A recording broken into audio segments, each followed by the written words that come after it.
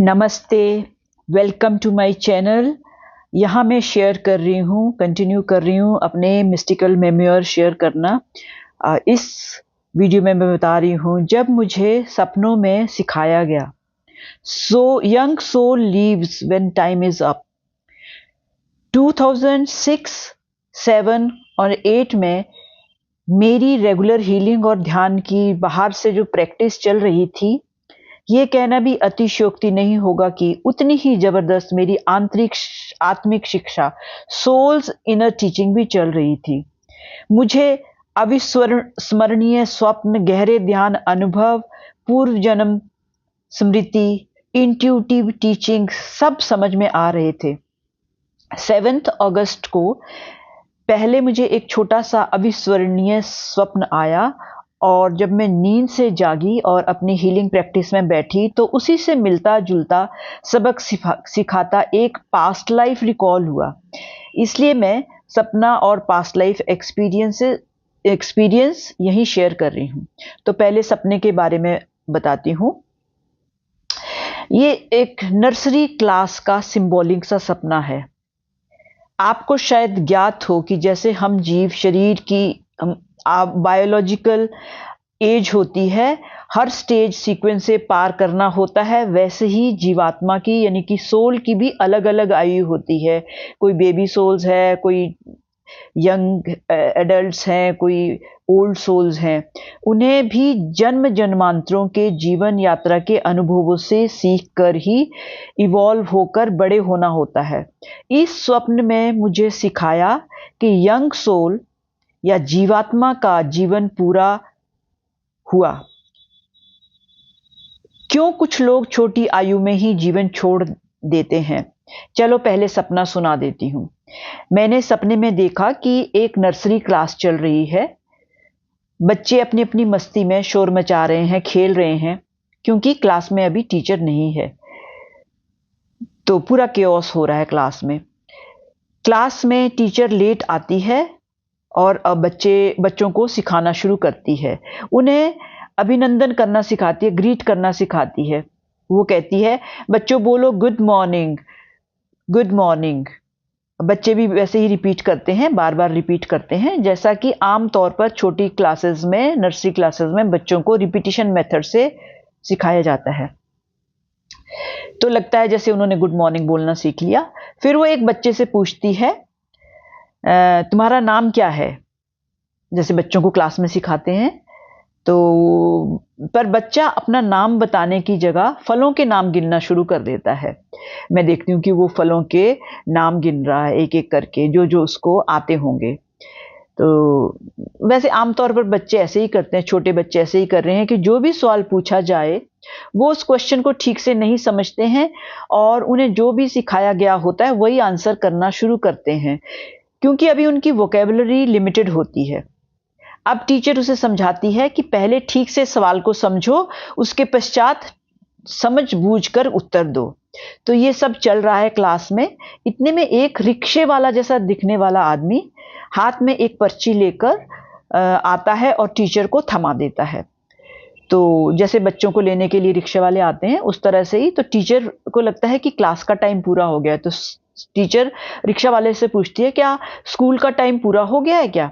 तो रिक्शा वाला कहता है, नहीं, स्कूल का टाइम तो नहीं खत्म हुआ, लेकिन इस बच्चे का टाइम खत्म हो गया। वो एक बच्चे की तरफ इशारा करके कहता है। अब टीचर को बहुत दुख होता है कि बच्चा तो इस क्लास में कुछ भी नहीं सीख पाया, पर वो बच्चे को रोक भी नहीं सकती है, क्योंकि उसका रिक्शे वाला तो उसे लेने आ गया है।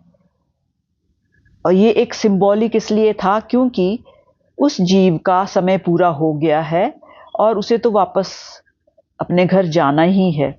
तो इससे ये लेसन मिला कि जो यंग सोल्स हैं, उन्हें रिपीटिशन मेथड से स्पिरिचुअलिटी के बारे में सीखना होता है।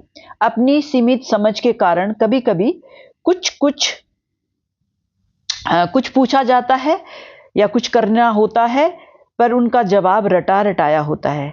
ये सबक मुझे किस खूबसूरती से समझाया गया है। अर्थली लाइफ, स्कूल की क्लास चलती रहेगी, जिसका समय जब पूरा होगा वो बिना कुछ सीखे या कम सीखे अपने असली घर, अपने यथा योग्य लोक में चला जाएगा। तो इस सपने के बाद अब मुझे जब एक पास्ट लाइफ रिकॉल हुआ छोटा सा, जिसमें कि मैंने सीखा कि जन्म जन्मांतरों के जीवन सफर के अनुभवों से सीखते आ रहे हैं हम। सुबह उठकर जब मैं फिर अपनी रूटीन हीलिंग मेडिटेशन पर बैठी तो मुझे ये अनुभव हुआ। ये मैं अपने पास्ट लाइफ में चली गई, जिसमें मैं जिसका हेडिंग है हाँ मैं याद रखूंगा। ध्यान में मैं जब बहुत गहराई तक चली गई, तब जैसे लगा कि किसी घूमते हुए टब में बैठा हूं, जो कि अपने आसपास गोल गोल घूम रहा है। ऐसा लग रहा था जैसे किसी गुरु के आश्रम में कोई स्पिरिचुअल टेक्निक या प्रैक्टिस चल रही हो, या एक झूले में मैं बैठी हूं, घूमते घूमते चक्कर आने लगा तो मेरी चेतना उस शरीर से निकलकर ऊपर उठ गई और किसी एक जैसे यूनिवर्स के भवंडर में चली गई और उसी में मिल गई। फिर महसूस हुआ कि मैं जैसे एक अंधेरे से एनक्लोजर में हूं, अंधेरा है वहां, और ऐसा लगा जैसे शायद गर्भ के भीतर हूं।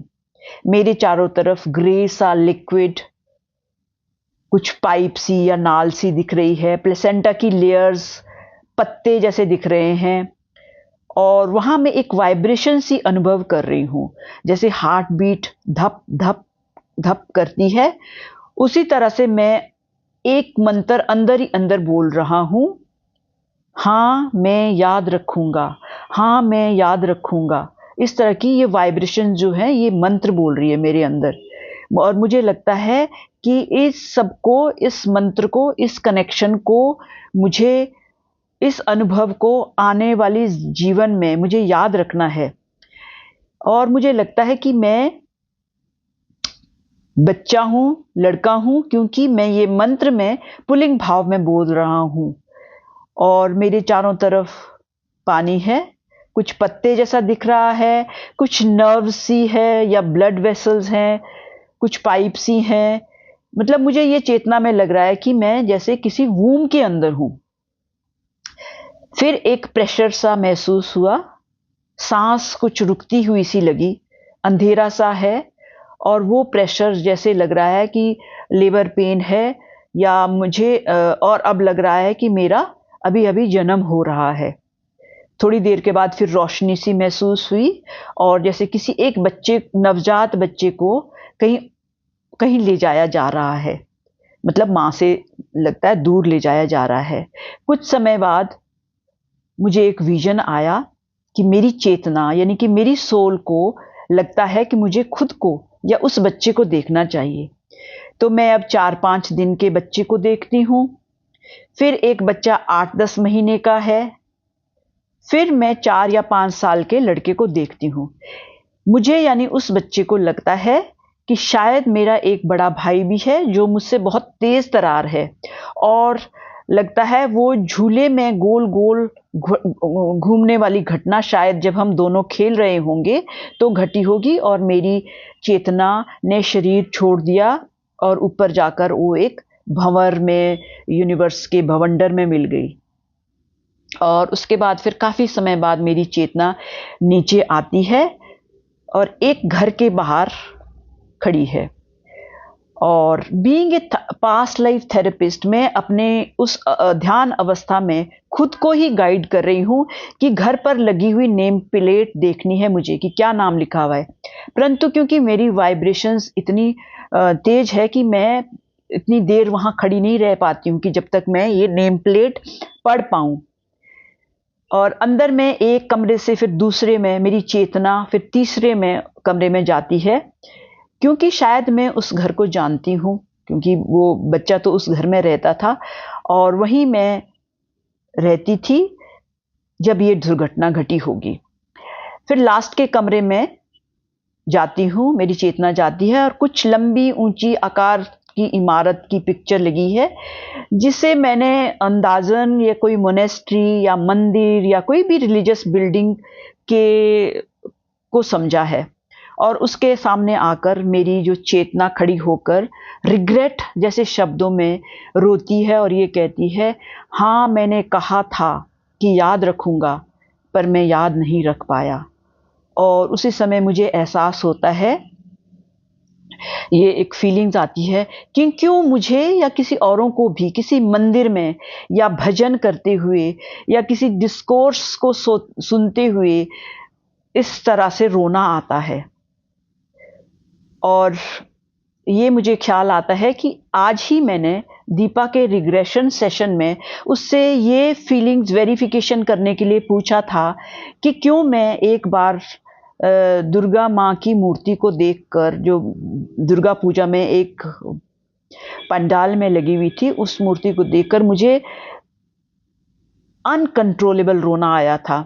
और ऐसे ही एक बार लेह लद्दाख में पथरी साहब गुरुद्वारे में भी मुझे ना समझ और ना संभलने वाला रोना आया था।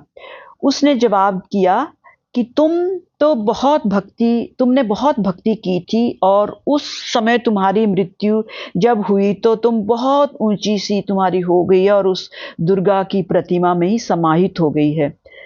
अतः लगता है कि मेरी आत्मा मुझे खुद से ये अनुभव देना चाह रही थी और इसलिए मुझे वो एक छोटी जो पास्ट लाइफ है वो मृत्यु के बाद जब मैं वापस एक रिलीजियस पेंटिंग के पास आती हूँ तो इस तरह से रिग्रेट होता है, रोना आता है मुझे अपना उनके साथ अपनी आत्मा और परमात्मा के साथ संबंध को याद रखना था, पर मैं नहीं रख पाई। अतः इस तरह के आंसू रिग्रेट और रिपेंटेंस के हैं, पश्चाताप और अफसोस के हैं। तो इस तरह से मेरा ये जो पास्ट लाइफ रिकॉल है ये कंटिन्यू है। अब मैं एक ऑफिस में एंटर करती हूँ, यानी कि मेरी स्पिरिट एंटर करती है, जहाँ मैं 30-32 साल की मेरी यानी कि उस लड़की की जो बुआ है बैठी हुई है, और उसके हाव भाव देखकर मुझे लगता है कि इसको किसी स्पिरिट ने पोजेस कर रखा है। उसका चेहरा मेरी एक अच्छी जान पहचान करने वाली स्त्री से मिलता है और वो मुझे आंख से आंख डालकर नहीं देख रही है, क्योंकि मुझसे कुछ जैसे छिपा रही है, और मैं जबरदस्ती उसकी आंख में देखकर ऊंची आवाज में कहती हूँ, तुम यहाँ क्या कर रही हो? क्योंकि मुझे लगता है कि उसको स्पिरिट ने पोजेस कर रखा है। इतना सुनते ही वो मेरी तरफ मुड़ करके पीठ खड़ी करके खड़ी हो जाती है, और क्योंकि मैं अब समझ चुकी हूँ और मैं उसको फोर्सफुली अब रिलीज करने के लिए रेकी सिंबल डालती हूँ और स्पिरिट को रिलीज करती हूँ। और मैं मनी मन ये भी सोचती हूँ, क्योंकि मेरा थोड़ा सा कॉन्शियस माइंड भी वहाँ सचेत है, क्या मुझे उस समय भी, यानी कि जब मैं ये बच्चे के रूप में स्पिरिट रूप में आई थी, तो क्या मुझे उस समय भी ये नॉलेज थी या ये एक्सपीरियंसेस थे कि मैं इस तरह से स्पिरिट को रिलीज कर सकती थी? अब मैं उस लड़के के भाई से मिलती हूँ जो एक जगह खेल रहा है, और वो कहता है, क्योंकि बच्चे तो स्पिरिट से बात कर रहे होते हैं, तो वो बच्चा मेरी उस स्पिरिट से बात करता है कि ये बुआ और मेरे चाचा मिलकर एक पैक्ट बना रहे हैं और मेरे पापा को बिजनेस में चीट कर रहे हैं। तो मुझे लगता है कि इस स्पिरिट पोजेशन के प्रभाव में ये ऐसा कर रही थी और अपने ही भाई को चीट कर रही थी। और मैं अब इस सेशन को एनालाइज कर रही हूं, तो इससे मैंने ये सीखा कि क्यों मंदिर में या गुरुद्वारे में या पूजा में या भजन सुनते हुए हमें रोना आता है या इमोशनल हो जाते हैं। ये मेरा एक्सपीरियंस इस सेशन से वेरीफाई हुआ। बच्चा सच में गर्भ में ध्यान अवस्था में रहता है, मंत्र जापता है कि वो बाहर आकर ईश्वर की सत्ता से अपने इस संबंध को याद रखेगा और इसे अपने जीवन में आगे रखेगा। ये सब हमने स्क्रिप्चर्स में और दंत कथाओं में सुनते आए हैं। चेतना या आत्मा जीव को देखने के लिए आती रहती है और एक्चुअल बर्थ के टाइम भी शायद उपस्थित रहती है। मैंने जैसे इस अनुभव में सोचा कि मैं देखना चाहती हूँ कि मैं कैसा लगता हूँ, और मैंने उस बच्चे को उस उम्र में देखा। मैंने ये स्वयं जाना कि जब बच्चे काल्पनिक दुनिया से बातें करते हैं तो एक डायमेंशन में होते हैं जो बच्चे को जो बच्चे क्योंकि नज़दीकी होते हैं और प्योर होते हैं, तो इसलिए हम वो देख पाते हैं, सुन पाते हैं, लेकिन जो नॉर्मल इंसान है वो नहीं होता, क्योंकि वो आत्मा से अभी उसका दूर हो चुका होता है कनेक्शन। और नंबर 3 ये सीखा कि जीवन का अंत किसी भी आयु में हो सकता है। अगर जीव अपने सोल प्लान को फुलफिल नहीं कर रहा होता या अपॉर्चुनिटी नहीं मिलेगी उसे अपने प्लान को फुलफिल करने के लिए। ये मैंने स्वयं अनुभव किया कि मुझे अपना हायर पर पावर से अपना आत्मा को संबंध याद रखना था, लेकिन शायद मेरे इस जीवन में परिस्थितियां अनुकूल ना होती, अतः बचपन में ही एक्सीडेंटली शरीर छोड़ना पड़ा। रोना आना या नॉस्टैल्जिक होना हमें उद्गम यानी कि हमारे संबंध, हमारे उस ब्रह्मांड से, उस ईश्वर से, उस जीवन से असल उद्देश्य याद दिलाने के लिए है। सूक्ष्म शरीर, एस्ट्रल बॉडी समय में आगे या पीछे जा सकती है, ये जानने के लिए कि कहाँ गलती हुई।